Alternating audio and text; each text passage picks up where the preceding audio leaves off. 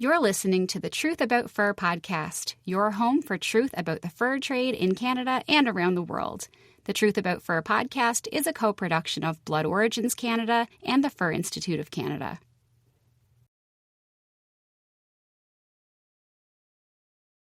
Well, here we are, episode 1.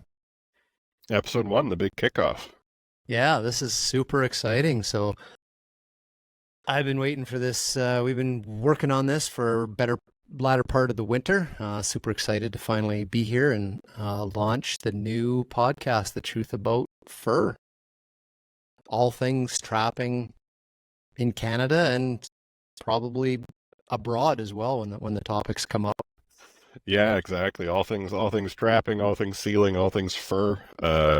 It's a big, wonderful world out there in the world of fur. So hopefully, able to add our voices to the ongoing discussion and get a few more people out there up to date on what's going on. Yeah, and I think that's a key why behind this podcast. One, I'm not sure if there is any trapping podcasts in Canada that are on news and information type podcasts as opposed to this is how I skin a muskrat type. There's that stuff's on YouTube or whatever, but being visual. But I think as far as a like industry podcast news information, we might be kind of on the leading edge here in Canada. So that's cool. Yeah, definitely some great folks out there, creating content that's here is my trap line and here are animals that I've taken off the land, but looking to talk a little bit more about some of the big picture stuff. As far as I know, we'd be the first ones in kind of the big picture space. Yeah. Well, even if we're not, I'm super excited about it. I'm super excited to build a community across Canada around this show. Get your folks engagement, get you talking to us, bringing ideas to us, asking us questions, helping us bring, topics to be the foundation of an episode. So, because we really want to drive value for our followers, for our listeners and our viewers, whether you are a trapper or you're not a trapper, but you got questions or whatever. We want you to be part of this as well. Yeah, for sure. I mean, that's the biggest thing, is to be able to connect to folks out there who are, they're trappers or they used to be trappers, or even folks that are just interested in the outdoors and in conservation and want to understand a little bit better the role that the trappers and sealers and the fur trade plays in that. Yep. No, it's going to be I'm excited about it just to learn from you. Like you're the guy, kind of nationally, internationally here in Canada that kind of knows all things industry and policy and stuff that's going on in the world. And, on the Hunter Conservationist podcast, you've been on a couple of times. We've been on the Round Canada podcast. We've covered trapping episodes. So now I'm really excited to have this show that's just dedicated to trapping, because it'll be part of my journey as well in this whole thing, and learning from someone like you that knows so much. So yeah, super excited. Why don't we let the people that have been following us know who the Fur Institute of Canada is, because this is a collaborative podcast between the Blood Origins Canada Foundation and the Fur Institute of Canada. So let's kick it off and let folks know who FIC is. For sure. Yeah, the Fur Institute of Canada, we just celebrated our 40th anniversary last year. So I guess we're into year 41 here for the Institute. Folks who are listening, who are trappers, will probably know us as the Trap List people. We are the organization that tests and certifies traps as being humane for the provincial and territorial governments, in accordance with the Agreement on International Humane Trapping Standards. But beyond that, we're also the national advocacy body for folks in the fur trade. So we advocate here in Canada, but then also internationally for trappers, for sealers, for auction houses, for fur buyers, for manufacturers and retailers of fur as well. So we really represent, I like to say, from the trap line to the runway, and from the farm gate to the showroom, when it comes to fur here in Canada, and to Canadian fur being sold internationally. Yeah, no, that's super cool. And you sometimes have to travel overseas, maybe once a year or something like that, to kind of represent Canada's fur industry. Is that true as well? Yeah, we spend a little bit less time internationally, I think, than we did a few years ago. But thanks to the wonderful world of Zoom and MS Teams and Google Meet, but we are one of the representative bodies from Canada's fur trade, along with Canada Mink Breeders Association. We are the Canadian members of the International Fur Federation. So we, at least once a year, we head over across the pond to Europe to, represent Canadian interests and Canadian issues to the rest of the world fur trade, and hear what our friends in Poland and Lithuania and Afghanistan and China and all different parts of the world are dealing with there. So we get to compare notes and see, is what we're doing in Canada going to help you in Afghanistan? Is what our friends in Spain or Estonia are doing going to help us here? So, there is a lot that is kind of national level, but then there is that added additional international level. We also go to things like the Convention on International Trade of Endangered Species, CITES. We work with some other international organizations like the International Council for Game and Wildlife Conservation, the CIC, that folks may think of as a hunting organization, and really is a global hunting organization. But for us, where we're so dependent and centered on international trade of wildlife, we want to find allies and find organizations like the IFF, like CIC, that we can work with to continue to facilitate international trade. And if that also benefits trade in hunting trophies or trade in other things, that's all part of one discussion.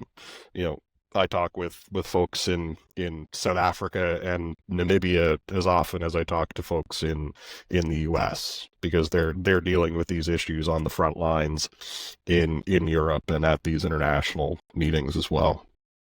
Oh, cool. That's so exciting. Our executive director, Dr. Aubrey Kroger, was actually just in Europe and was a keynote speaker and a host of a CIC event. So the Blood Origins parent organization is actually starting to connect in what we're doing as well at that international level through the CIC. So super exciting stuff. So just a little introduction for folks on the trappers side and the industry side that are your follower base. I am the director of the Blood Origins Canada Foundation, which was the first global expansion of Blood Origins based out of the United States.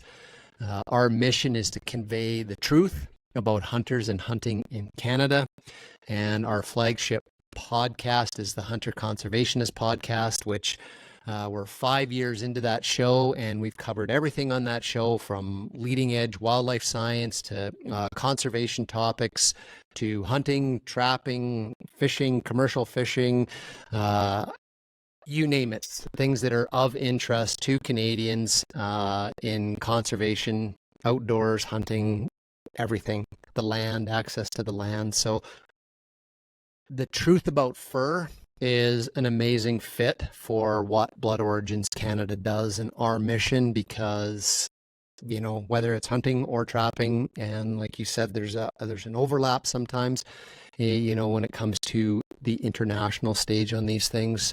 We want to help you, hunters and trappers in Canada, and to be a source of information, correct information, the truth about trapping in Canada. So that's where we're coming from.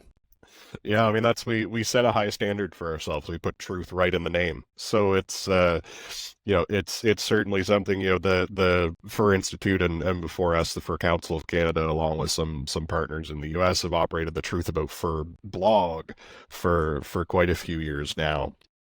And we like to say it's the world's most read blog about fur, which it is. I'm not going to talk about how much competition we have, but it's been one way that we've tried to help share stories about folks involved in fur, and the way that we respond to some of these big debates about fur, of which there are certainly no shortage.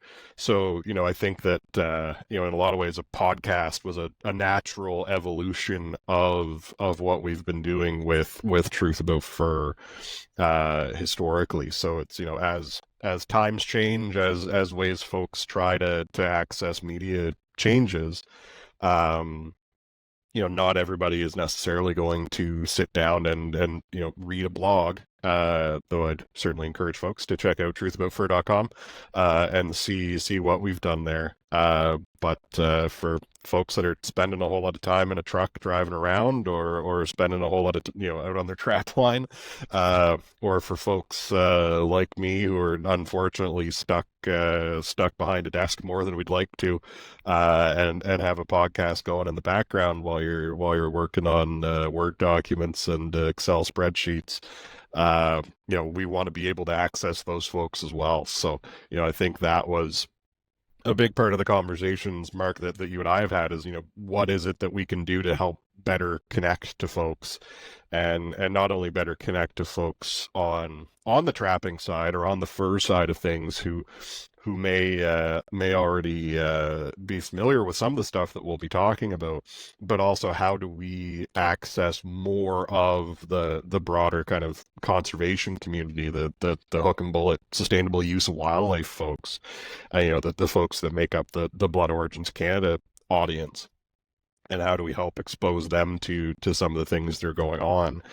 So often we, in the fur business, we see ourselves often as one of the first lines of defense for sustainable use of wildlife, and yep. When we end up in our kind of debates within the tent of hunters versus trappers versus whoever, and it's like, no guys, we need to all work together and be dealing with the folks that are knocking at the gates, because if they take down the seal hunt first, then they're coming after the fur trade. If they take down the fur trade, they're coming after hunting trophies. If they take down hunting trophies, they're coming after, the guy that likes to put a deer in his freezer every fall. So, there is, I think, a shared responsibility for all of us to find ways to have these discussions, and hopefully this podcast will be a small part of that. Yeah, no, that's a good way to articulate our mission, I guess you'd say it here on the podcast. Maybe before we dive into the topics for this episode, just give folks just kind of a little bit of a kind of a breakdown how we're going to approach bringing topics to the show. Yeah, I mean, certainly this being the first one, we've certainly got some news that's been out in the fur world the last month or two. We're going to get into some of the encouraging auction results at fur harvesters in North Bay, and talk a little bit about the seal harvest that has been ongoing here the last few weeks. But we want to hear from folks that are listening. What is it that they want to know? What is it they'd like to hear us talk about? Is it trap certification? Is it trade? Is it what's going on in Europe these days? What's going on in Canada? What's going on in the US? We certainly are ready, willing, and able to dive into some of these topics. So we want to hear from listeners, and you certainly can get us at info@fur.ca or Instagram or your preferred method of communication, and let us know what you want to hear about, because we've got plenty of ground to cover. So if folks out there want us to cover something particular, we're open to suggestion for sure. Yeah, absolutely. That's part of building a community and user-driven to get value out of it. And like I said at the start, this isn't necessarily only for trappers or only for sealers. If you're interested in the outdoors, conservation, hunting or trapping, maybe you're completely against all of those things, feel free to engage us and ask us questions, and we'll give you our thoughts and pull up the best science and facts and perspectives that we can to help you understand this industry and way of life. I think is a very important thing to Canadians as well. The auction. What's going on? What happened this year? This is you said you were encouraged. So yeah, I'm encouraged. I was encouraged. It's good news. So maybe to take a step back for folks who aren't as familiar. For trappers selling their fur, I mean, going back hundreds of years, our industry has been centered around fur auction houses.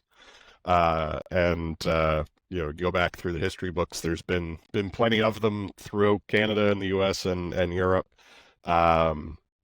There's one main auction house left in Canada today, the Fur Harvesters Auction in North Bay, Ontario. It's where, as they say, where the world comes for wild fur. It is the largest wild fur auction. So for trappers out there, you've likely got an FHA agent in your region or in your province, and those familiar white bags that fur goes in to head off to the auction house. It was encouraging. I was in North Bay. The auction was the 22nd to 24th of March. I was there for a few days to see how things were going. We've seen some pretty encouraging increases in prices for trappers. So for sable, or I should say for marten, what people would know as marten, but in the trade we call sable. There were some really encouraging results. The prices were up about 45% over last year. So, nowadays, every year there's two auctions in North Bay, one in early spring, usually in March, and one later in the year in May or June.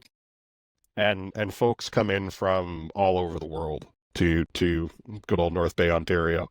There's Italians in the room, Greeks in the room, Turks in the room, folks from China, Korea, the US, the UK. And it's an auction. It's everyone's in the room and they've all got a number, and there's someone at the front with a gavel and a fast mouth, and bids come in through the room, and folks at times can get into it. I mean, these folks are fur buyers and fur brokers for the most part, as well as some producers there in the room as well. And they're trying to buy their fur for the year to fill orders for manufacturers, and like I say, those manufacturers are all around the world. So it was encouraging. Sable was up. Beaver, which has kind of been the happy story of the fur trade for the last few years here. Beaver continued to hold pretty strongly with 20%, 30% increases on garment quality stuff. So the story I love to tell people about beaver, they're like, why is it that beaver is doing so well? It's all thanks to, or in good measure, thanks to our friend Kevin Costner and the Yellowstone TV show. No way, really? Yeah. So for folks who don't know, if you're buying like a really high quality cowboy hat, I'm sure a lot of our Albertan listeners and folks from the interior BC are well familiar. The felt. If you're buying a high quality cowboy hat, they're beaver felt or partially beaver felt hats. So and their quality is like, is it the like 3X, 4X or something like that? Denotes kind of the it denotes how many beavers worth of felt went into that hat. Okay. So it or what percentage I should say of the felt in that hat is from beavers. So to get into the technical bit here, is it's the under fur, like kind of the wool of a beaver, is what's pulled off for felt. So there's been a lot of interest thanks to Kevin Costner, and now Beyonce's got a country album, so I'm sure that there's going to be plenty more cowboy hats flying off the shelves. Isn't that interesting when you look back at the history of, the growth of the industry in Canada? It was a hat, like it was fashion, and it was the fur hat in Europe, and not the fuzzy, trapper fur hats, but again the fine felt pressed dress hats was the big thing. And so here we are, hundreds of years later, where hats are driving it, but slightly different. That's exciting. We've moved from top hats to cowboy hats. Yeah, that's well, that's better. I'm all for that. So I'm not for a fancy top hat type. But now COVID had a big impact on the auctions, right? Because the buyers couldn't come over, and did that really cause like prices to be low because people weren't actually here looking at the lots before they bid on them? Yeah, COVID really did a number on the fur trade, partially because of, like you say, the travel restrictions, preventing folks from being able to get to the auction house and view the lots and see the furs. I mean, the auction is 3 days long, but the inspection period before the auction, at times is a week and a half long. Folks are there spending a lot of time going through the lots, getting to understand what quality of fur is there. And if you can't be in the room, there were some online auctions as well towards the tail end of lockdowns, but still the inability to actually, fur is tactile. You can see a picture of something or whatever, and that'll give you part of the story, but you want to really be in there and get your hands on fur and understand what it is that you're actually buying. So, COVID did a number on the auction houses and on the trade as a whole from that, but then also just the impacts on the manufacturing side of fur. There's a lot of fur manufacturing that's done in China in particular, and those factories were empty for years. Wow.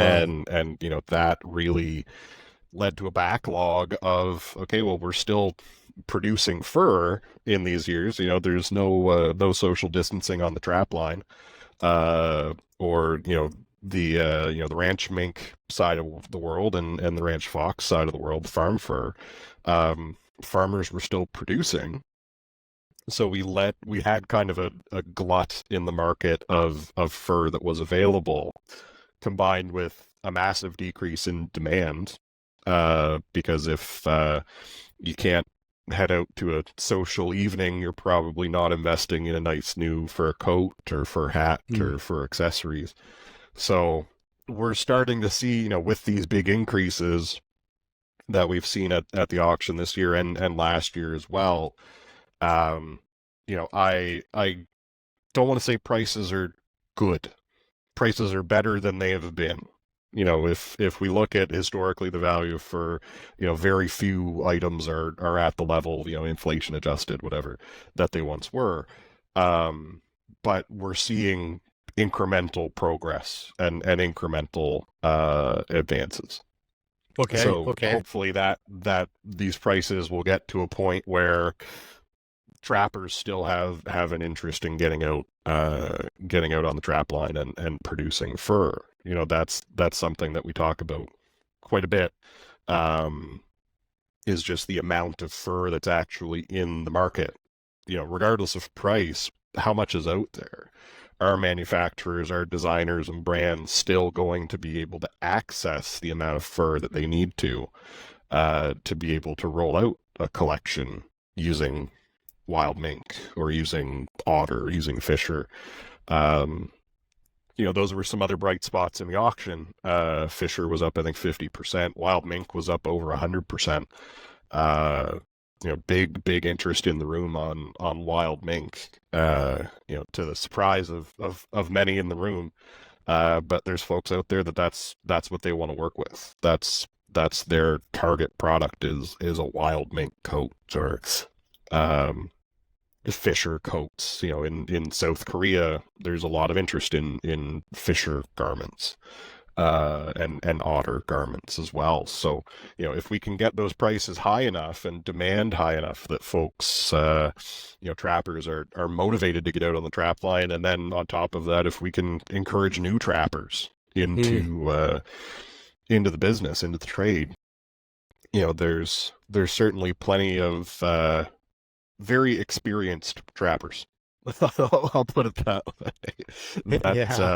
You know, I have the privilege of going around the country and meeting trappers in just about every corner of the country, and we have a lot of experience and a lot of knowledge in the folks in those meetings, and that's a very good thing because it means that there's knowledge that can be passed on to newer generations of trappers. But we need to make sure that we get that new generation of trappers into that room while we still have the folks there to pass on the knowledge. Yeah. And I mean, this is probably another podcast topic, but one of the things that I'm really a strong advocate for that knowledge base is not even just necessarily like handing it off to other trappers. It's the role that those experienced trappers can play in the larger picture of conservation. Of things like the Fisher translocations from Alberta to the North Cascades in Washington, the Bobcat transfer that's been going on between British Columbia and those are trappers. Yep. And the only way those conservation projects can take place is because of that knowledge. It's not some scientists or some grad students that instantly all of a sudden know how to catch and look after a fisher. It's like, no, it's these people that are like third generation. And it's like, no, leave it to us. And even some caribou recovery stuff in Northern Alberta was being run by trappers. So whole nother show there. But there's a lot more to that intergenerational knowledge than just how to catch and make fur. So. Yeah, exactly. And, you know, the management aspect of it, I mean, particularly in places with, you know, large registered trapline systems. I mean, I'm from Nova Scotia, you know, a trapper's territory here is not particularly large, and it's, you know, what crown land do you have access to? What private land do you have access to? We don't have trap lines, you know, registered trap lines, the way that that larger provinces do. But I was just in BC in April at the BC Trappers Association meeting, and you know, getting to meet and talk with trappers that was their job. You know, that was how they made their living, was as a trapper, because they had, you know, these registered trap lines, these large trap lines, you know, hundreds of square kilometers, if not larger in some cases, and you know, trapping things like sable, trapping lynx, trapping things that put money on the table. That's how they put their, you know, their kids through school, or put you know, built their house based on the money that they were able to make trapping. And that's not an uncommon story in Western Canada, in Northern Ontario, in parts of Quebec. It's even more recently for some folks in the territories. And you know, not losing sight of the amount of specific and expert knowledge that these folks managed to accumulate over that many years on the trap line, and the stuff that the changes they've seen to the forests, things like that. There's no you know, nothing against masters and doctoral students and postdoc students, but in 2 years of a postdoc, you're not going to learn what someone has learned in 40 years on the trap line. Yep. No, I've always maintained that there's no person on the land base that's more knowledgeable and more suited to raise red flag issues about the conservation of an entire fur bearer species than trappers. And they're always the first ones to see the red flags, whether it's, a new project or, or some logging or something like that. It's like they're so dialed in, they can see changes of male-female ratios or juveniles to adults. And right away, they're like, hey, people, we've got to address this at the landscape level. Yeah. And at the same time, they can at times be the voice of reason and say, well, no, we went through this 30 years ago too. Okay. And say that, don't, everyone doesn't have to light their hair on fire about this. This is part of a cycle. And, 30 years ago it happened. And my father told me that 30 years before that, we went through this same natural cycle. I mean, the one that people are most familiar with is, the lynx snowshoe hare cycle. But, there's other stuff going on out there on the landscape that's more broad stroke, less fine grain change. But like you say, it's all about this accumulated knowledge of actually being out in the same place or a similar place over the course of decades. And having to live off of it. It's one thing to be someone that I live. My parents' place is a rural area in Cape Breton. My father spent a lot of time in those woods, but he never made his living off those woods. He was in the woods when he wanted to be, not when he had to be. That's a big difference. Yeah. Now, in the auction, the most recent auctions, how are coyotes doing? And then maybe first sort of say, like, how does coyote on a volume basis represent like terrestrial, the fur industry? How are their prices? I remember like a few years ago, a couple of the podcasts I had, Ross Hinter and Bill Abercrombie from the Alberta Trappers Association.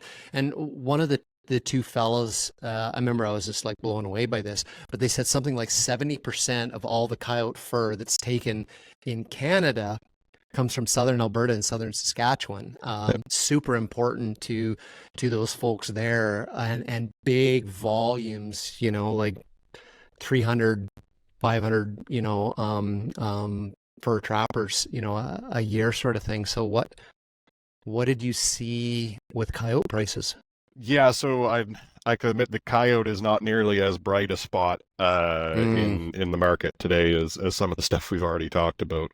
I think they cleared about 60% of the coyote. So, the two things everyone watches for in an auction is, price, obviously, but then also the clearance rate is how much of the offering actually sold. So for things like, lynx, Fisher was 100%, otter was 97%, beaver cleared at 99%, coyote cleared at 60%. So there wasn't enough demand to take up even what was there. So the clearance is, in that case, if there was 1,000 pelts offered for auction, only 600 were taken. Yeah. So okay. Less than 2/3 of what was there sold at all. And, there were 18,000 coyotes there.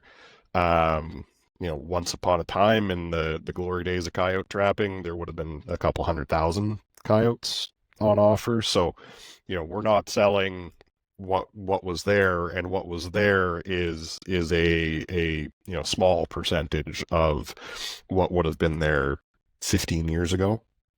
Particularly 15 years ago when we had two auction houses in Canada. We had FHA in North Bay, and we had NAFA, North American Fur Auctions, in Toronto. Between the two auction houses, there would have been, far more coyote on offer. And part of that, I will say, is that not every fur that's trapped is sold through the auction house. There are fur buyers in the country that are going around and running their own routes, and they're buying fur directly from trappers, cash in your hand that day. The auction house takes fur on consignment and says, we will sell this on your behalf. And there's fees and a commission structure associated with that, but they handle everything from that point forward. So it's not that only 18,000 coyotes were trapped, but that certainly the demand for coyote just isn't as high as it once was. And, we can trace that directly back to Canada Goose. The Garmin company, yeah. Yeah, the famous coyote rough parkas of Canada Goose, and, their unfortunate decision to go fur-free after a very concentrated and directed pressure campaign from PETA and other anti-fur groups. They were, in a lot of ways, the market leader on coyotes. And it's one thing to have one brand that's big into coyotes, but then there's all of the other similar brands that want a piece. And then there's the knockoff brands that also want a piece. And it means that you can sell throughout the kind of quality spectrum. And that was what was great. That's what's great about beaver right now, is because so much of it is going for felting. Even if there's some damage to the pelt, that doesn't matter as much in the felting side of the world as it does in the garment making side of the world. So, even if there is a slight damage, if it's big, it's going to sell pretty decently. And we saw similar things back in the day when Canada Goose was very popular. The knockoff brands somewhere in China or Korea, they were buying lower quality furs, so it meant that it wasn't just the top quality stuff was selling well, it was all coyotes were selling well. Now, did those knockoff copycat brands and stuff, did they back out of the use of real fur as well? Like, did they follow the lead? Or it almost seems like it might be a better opportunity for them to say, heck, we're still going to do this, and they could upgrade to the better for quality pelts. I don't know what happened. So there certainly were some brands that stayed in. I'd say, like, in the actual knockoff world, they got out because they're still making knockoff Canada Goose coats. They're just making knockoffs of the new Canada Goose coats that don't have any fur on them. Oh, okay. There's other brands that were just, I would say, operating in a similar space but weren't as well known. There's Montclair, there's Moose Knuckle, there's Macage, there's a bunch of other brands that were in that similar luxury parka space. Some of them have gotten completely out of fur. Some of them were out and actually have come back into fur, as they've realized that their customers actually want a fur-lined coat, or fur rough coat. In some cases they've come back and are using coyote fur again. In other cases, they're using different kinds of fur. Using ranch fox, for example, is something that's popular. Using rabbit is something that some brands are doing as well, using farmed rabbit fur. And they point to, well, this is a byproduct of the food trade. This is agriculture for food, for rabbit meat, and then we're just using a byproduct, which is the rabbit fur. So certainly we haven't seen anyone that I know of anyway, that's come into the space and been like, we're the new coyote rough people. Hey. If you want a Canada Goose coat the way that Canada Goose used to make them, come see us, and you can buy those coats here. And part of it is trends change. There is beyond I'd say that the coyote rough parka trend came to an early end because of these anti-fur campaigns that were very centered on Canada Goose. But fashion trends also change as well. The cowboy hat stuff taking off. I won't say that I wouldn't say there was a whole lot of people that were betting on the hatter market taking off again. And other I will say it's not all cowboy hats. There is kind of a resurgence in men's casual wear hats in Europe as well, like other styles of hats. Okay. So a lot of this stuff is trends, and we're seeing the trends kind of run in our direction now, with this hashtag mob wife vibes thing that took over TikTok and took over Instagram there for a little while. I've had to explain to a lot of trappers what TikTok is in the last 6 months. But all these young ladies that took their grandmother's fur coats out of their closet, and they all like The Sopranos, I guess. Sopranos is coming back, and you've got young ladies that are wearing full length fur coats for the first time in decades. And they're vintage, they're getting their grandmother's coats, or they're going to the thrift shop and buying some vintage coats. But, that makes work for our furriers, to do repairs and to do upgrades and remodels of coats.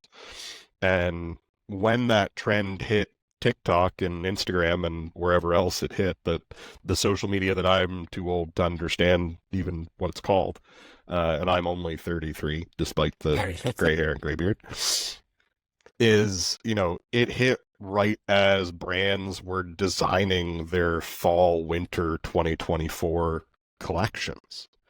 So we're seeing a lot of the big fashion brands, some of whom have been out of fur for years, whether through we are expressly not using fur, or just they were doing different stuff.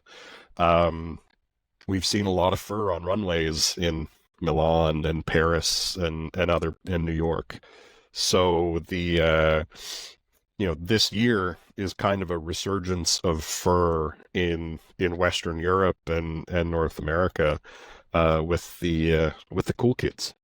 So we'll see what that means in the auctions next year.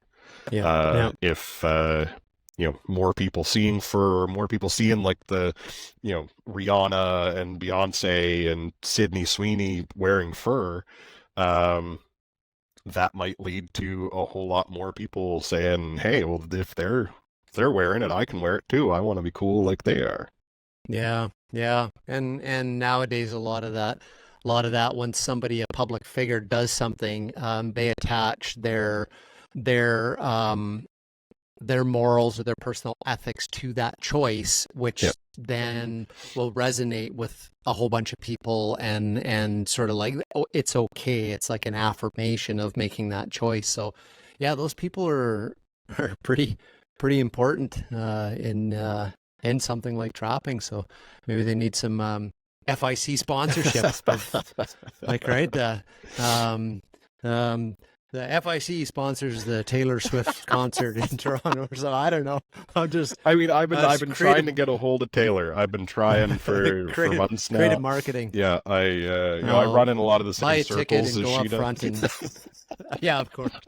Go stand at the front of the stage and scream. Yeah, no, but even it's there's definitely celebrities that and not that celebrities run the world, but they kind of do, in this space. They have major influence on fashion trends, and there's definitely some celebrities out there that we know are big into fur. Rihanna is the example that often comes to mind. Rihanna never stopped wearing fur. She's been wearing fur when it was cool. She was wearing fur when it was uncool. She likes fur. And has collaborated with a lot of brands in the fur space over the years. But then there's folks, like Sydney Sweeney, that no one knew that she liked fur or didn't like fur. No one knew if she had an opinion on fur. And she's shown up to runways wearing fur. So, Pharrell Williams, who, when I was, going to dance clubs, he was a rapper and a producer. Now he's the creative director for Louis Vuitton. So his first collection had a lot of mink in it. It was all looking familiar to a lot of the folks listening or watching this podcast. It was digital camo. It was a digital camo collection, but each one of those little squares was a little square of mink. And I'll have to look that up. Yeah, so there was Pharrell Williams, he's super cool. Louis Vuitton, they're super cool. There were a lot of super cool celebrities there, some of whom had said they had gone fur free. But it was cool enough that they weren't fur free anymore. So, Kim Kardashian and other folks there wearing these mink bags or mink coats or mink accessories. And so that's all translating into prices for trappers. Yeah, so it's Super the cool. wild and wonderful value chain of fur. And this is what I often say to folks when we're talking about fake fur, for example, is fake fur is plastic. At the end of the day, the people that benefit most from more fake fur being sold is the oil and gas industry. And don't get me wrong, I have nothing against the oil and gas industry. It put plenty of meals on my table when I was growing up. But the benefits of fake fur being popular trace back to oil companies and plastics manufacturers. The benefits of fur being popular traces back to trappers. So if folks want to be able to support kind of that that big industry versus small family business, stability of the economy kind of whole argument kicks in there, as well with when you look at trappers, at a family level, as being just small business, they're the backbone of this country. So before we shift on to sealing, any other kind of major highlights from the fur auctions that you want to share when the next one is coming? Yeah, so the next one will be, I think it's the first weekend in June. It's second weekend in June. It's Father's Day weekend. So we'll be looking to see if these prices hold between the March and June auctions. I will always say we hope to see higher prices. But even just prices holding where they are is success, right? That's a good news story. But we'll see. We'll see what the next trend is. What all the cool kids are doing. And the Lynx. The other thing, looking in terms of other good stories, Lynx cats sold quite well. Easterns, Northerns, and Centrals. So cool. When I say Lynx cats, I mean bobcats. Sold incredibly well, and I know that there was a lot of really happy bobcat trappers here in Nova Scotia, because Nova Scotia is the largest producer of bobcats in Canada. So we'll see. Interesting. We'll see if interest holds in cats in the next auction as well. Yep.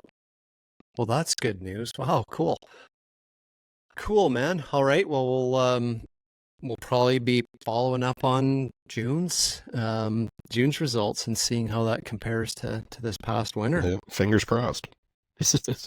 So, sealing, you wanted to jump in and cover what's going on there. Season's opened not too long ago.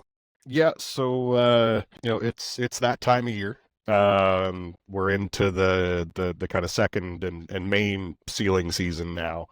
There is a smaller harvest, mostly on gray seals in kind of January, February, and then things close down for popping and whelping of seals, and then what most people think of when they think of the seal hunt, the hunt in Newfoundland, is underway now, largely wrapped up now at the end of April, but it's an important time of year.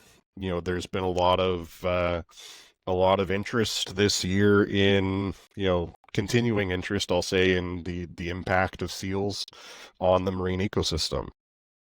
And we just saw New Science earlier in mid-April from DFO, where they found that seals were having a much bigger impact on mackerel populations than the scientists themselves expected. So we find out that seals are eating more mackerel than the commercial fishery was taking in the course of a year.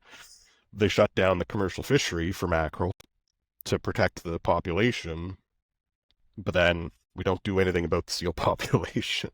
Right, which is going to keep growing, and even more. So it's and also the science on the West Coast, as well as starting on sort of some of the beleaguered salmon runs, Pacific salmon runs. There's more and more starting to come to light about the need for pinniped management on the West Coast as well, because we always think of this as an East Coast thing in Canada. So the science is starting to push its way up. Yeah, and I mean it's kind of a common sense deal, you would think, but problem with common sense is it isn't nearly as common as we want it to be. That seals eat fish, to steal a line from Joyce Murray, the former fisheries minister. Seals eat fish and sea lions eat fish, and if they eat fish on the East Coast, well, they're gonna eat fish on the West Coast. It's something that I grew up in a community with plenty of fish harvesters in it. We still have a very very good Atlantic salmon run in my home community. We're basically one of the only rivers on the Gulf of St. Lawrence that actually hits its spawning escapement targets and exceeds them generally every year.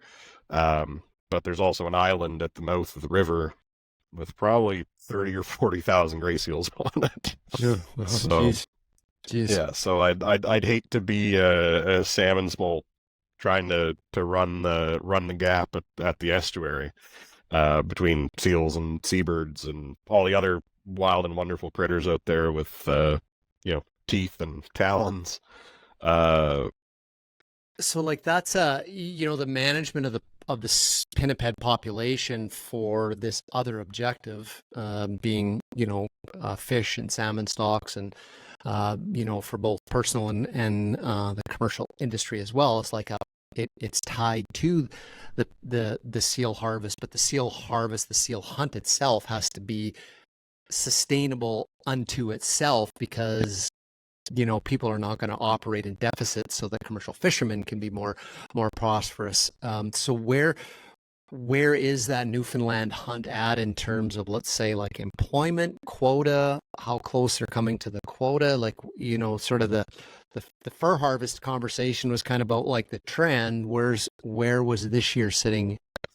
So as far as the conversations I've had with folks in the industry in Newfoundland is we're holding about steady at the level of harvest from the last few years, which is somewhere between 30 and 40,000 seals. That's less than 10% of the total allowable catch. That DFO, I should say, DFO actually doesn't set a total allowable catch anymore on seals because they know that there's nowhere near as much harvest as there is.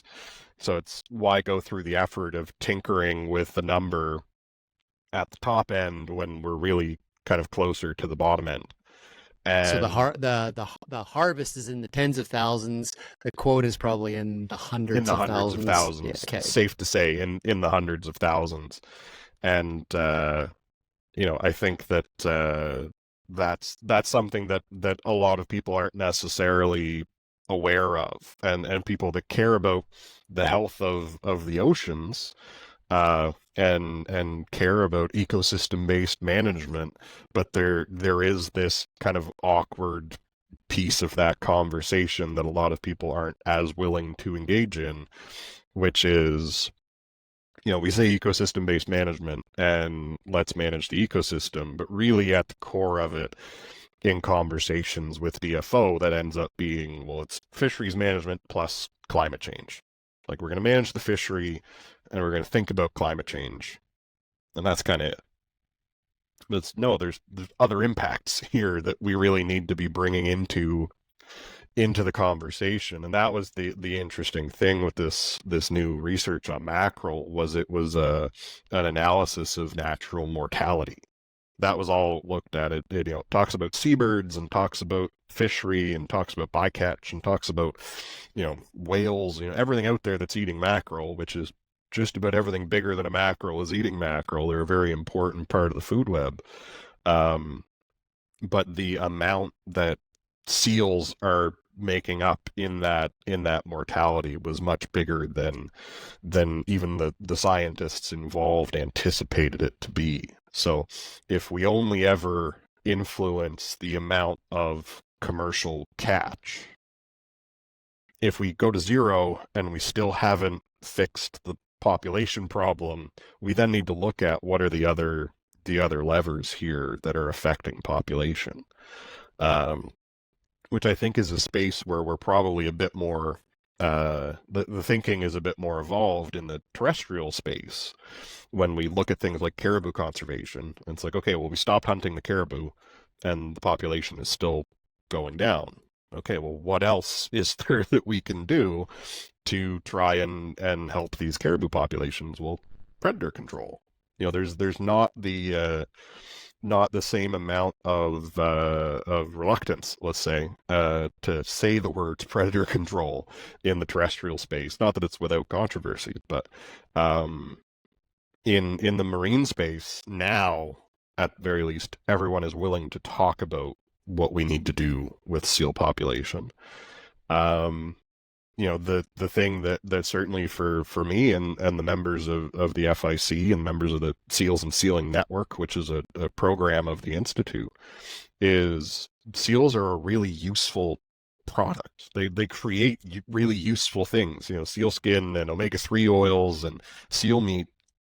These are all things that people should be buying because they're a great product. How do we connect more people to these products and understand these products so that instead of buying, krill oil at your local pharmacy or big box store that comes from off the coast of Argentina or Chile in the Southern Ocean to get your omega-3 the benefits of omega-3 fatty acids, well, you can buy a product that's made here in Canada that comes and supports Canadian communities and supports small communities, Outport, Newfoundland, and communities in the Magdalene Islands and Quebec and Indigenous communities, and that alone, if more people were taking seal oil omega-3 supplements, that would go a long way towards making the economics of seal hunting better for hunters and for the processors.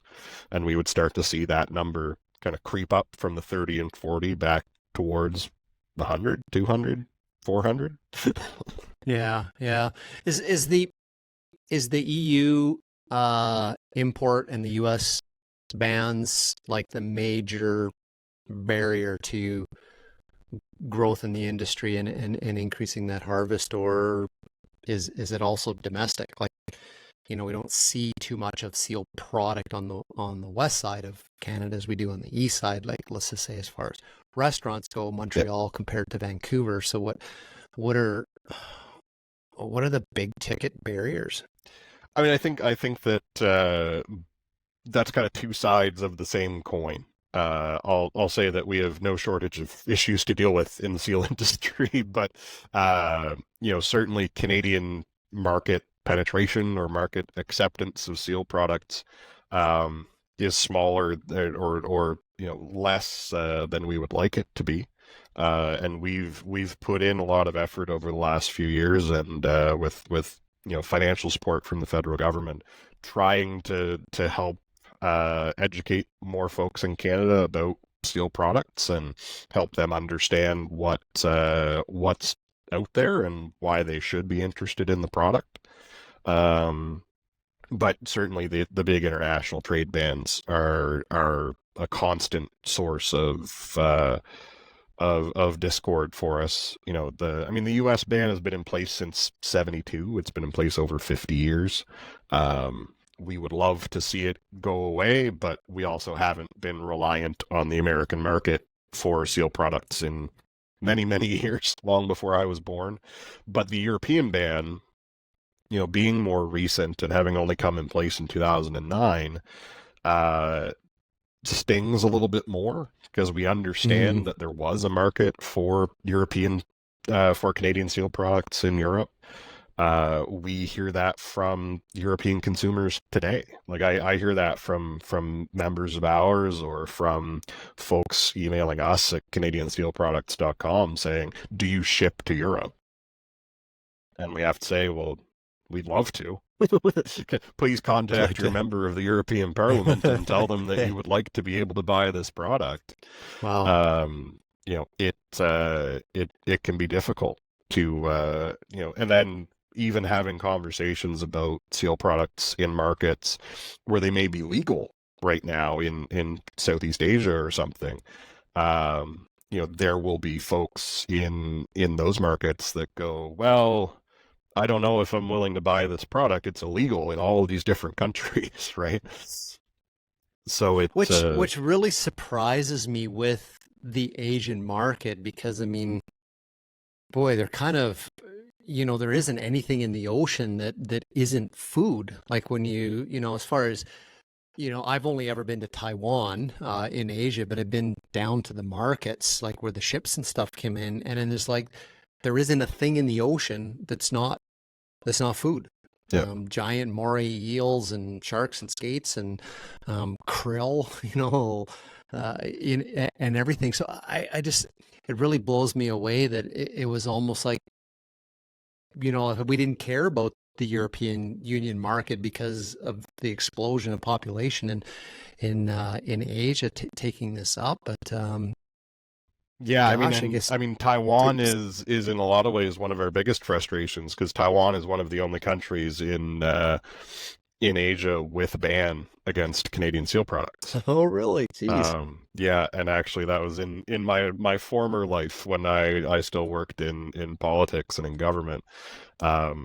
Taiwan brought in their ban, and in a lot of ways it was patterned off the European ban, and it was there were groups, anti-sealing groups, animal rights groups, that were basically going to the Taiwanese government and saying, well, look, like, all the civilized nations of the world have banned this. You can't get it in the US. You can't get it in Europe. Russia banned Canadian sealskins in 2011. They were like, well, if you want to be taken seriously on the world stage, you can't be buying seal products. And that resonated with government decision makers who at the time were trying to build stronger relations between Taiwan and Western Europe. And, if I were in their shoes, it probably would have been a fairly compelling argument. But that's the kind of game that we end up having to play even outside of these markets. We hear similar things in other countries where, seal would potentially make its way into the food value chain as feed, or seal oil as an additive for agriculture or aquaculture. And they say, well, but like, our end product we export to the United States, and we're worried that we might actually run afoul of the U.S. Marine Mammal Protection Act, even though it's not, we're not selling a seal product, but we're worried that they would audit the value chain back and find that we used seal oil as an additive, or used seal meat as bait. That's something that's been a topic of discussion in Eastern Canada. Is we've got no mackerel left because the seals ate them all. We got no herring left because the seals ate them all. We got, all these traditional bait fish fisheries have been curtailed so significantly. Obviously someone's going to put two and two together and say, well, why don't we just, cut out the middleman and use the seals as bait? And the Americans came back to us and said that's not, we would see that as being a violation of the MMPA 1972. Oh, jeez, it's crazy. As a result, we would take action to ban insert, Canadian lobster, Canadian crab, whatever, from the American market. Oh, jeez, crazy. And then I just saw a thing the other day, a little talk by somebody that said they listed all of these chemicals that are in foods in America that have been banned in almost all the European countries, and stuff like, the red dye and all of these sorts of things. It's like, wow, it's crazy. Yeah. Oh yeah. It's I mean, everyone has their blind spots, or everyone chooses to have blind spots from time to time. And unfortunately for a lot of governments out there, they're not willing to entertain a discussion about seals on its merits or on its dismerits, They're still convinced by, Bridget Bardot 50 years ago, on an ice floe somewhere, or Paul McCartney 15 years ago getting bit by a seal pup, uh, on the ice off PEI, um, instead of talking about the impacts that these decisions actually have. And we're I will say encouraged by the European Commission, because the European Commission is launching a review or an evaluation of its ban on trade in seal products. Interesting. And the two things that they're going to look at in particular, they've said, are the socioeconomic impacts of banning trade and the marine ecosystem impacts of banning trade in seal products. Right. And I'm like, well, they probably we got both of those. they probably want mackerels and yeah, and I mean, and flounder for and the cod. Europeans, I mean, there's European countries where they hunt seals still today. They just can't sell anything. The to Finns, themselves. yeah, they can't even sell them to themselves. So like you can go to Finland and get like a guide outfitter hunt to go hunt a gray seal. And I'm fairly certain like you can keep it because you shot it. You paid the guide to get you there. You did the shooting, so it's a personal harvest. But like you can't do that and then sell that sealskin on to somebody else. Okay. Interesting. So like the Finns and the Swedes, the Latvians and the Estonians in particular, like around the Baltic, it's really interesting to listen to them talk about seals, because they say, well, we need to get rid of our seals because they're having an impact on our cod and salmon populations.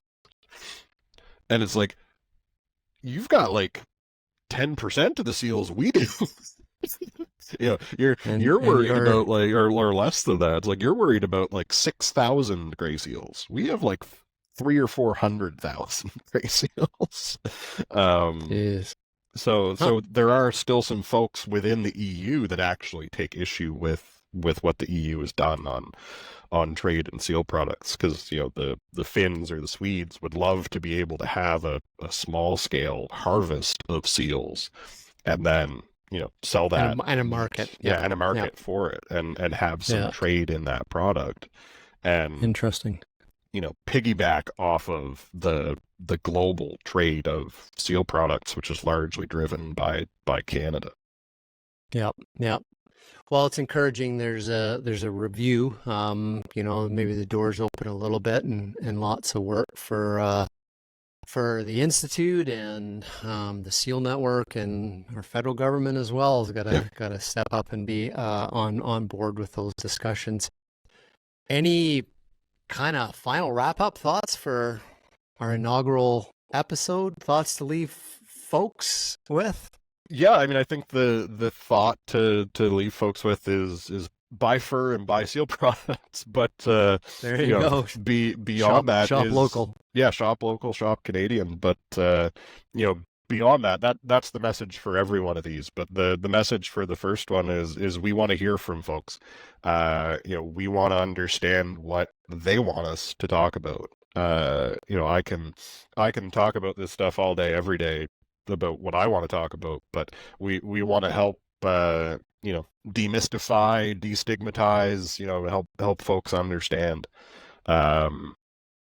why is it that we do things the way we do? Why don't we do things differently? Or what is it? Who is Rihanna, and why do we care who she is? Whatever it is that folks want to hear a little bit more about. When it comes to trapping, comes to fur, comes to seals, the whole kit and caboodle. We're here. That's a good message. Yeah, we're here. Yeah, and ready to talk same about one. it. And same message I would have left. I'll leave various ways to get a hold of us here at the show in the show notes and stuff, and look forward to getting questions and engaging listeners and viewers. Cool. Well, thanks everybody. Episode 1 of The Truth About Fur is in the books. Let us know what you think. Engage with us, and we will see you in the next episode.